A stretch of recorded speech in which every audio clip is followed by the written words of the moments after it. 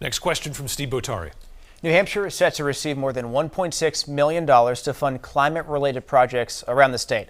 Many of your fellow Democrats want even more aggressive government spending when it comes to climate change issues. What assurances can you provide for already cash-strapped working families that your policies will not increase their costs in the short term? Mr. Van Oostern. Well, one way we can specifically do that is ensure that we repeal some of the Trump tax cuts for the very wealthiest, very biggest corporations in the country. The truth is we need more fiscally responsible thinking in Washington, D.C. right now. We need to find ways to bring deficits down, bring budgets back under control. But we also need to be serious about tackling climate change. I represented the Ashwaubenon River for 2 terms on the Executive Council. I saw 400-year flood stages in the 10 years before I served that area. The truth is we're in the early stages of climate change right now.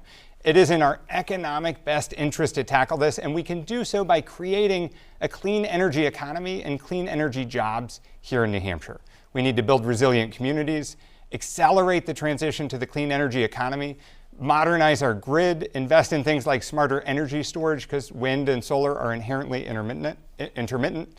And what I've seen in the private sector is we also need to invest in weatherization and energy efficiency. Sometimes the most efficient and highest return on investment dollar that you spend is actually finding ways to conserve energy in the first place. Same question, Ms. Goodlander. Look, I hear about the high energy costs that people across this state are feeling the pain of every single day. We've got some of the highest energy costs in the country here in New Hampshire.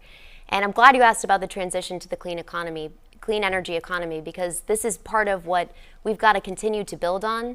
And this is what I want to get to work on in Congress. I want to make the state of New Hampshire at the center of the movement of the United States of America towards being the clean energy superpower of the world.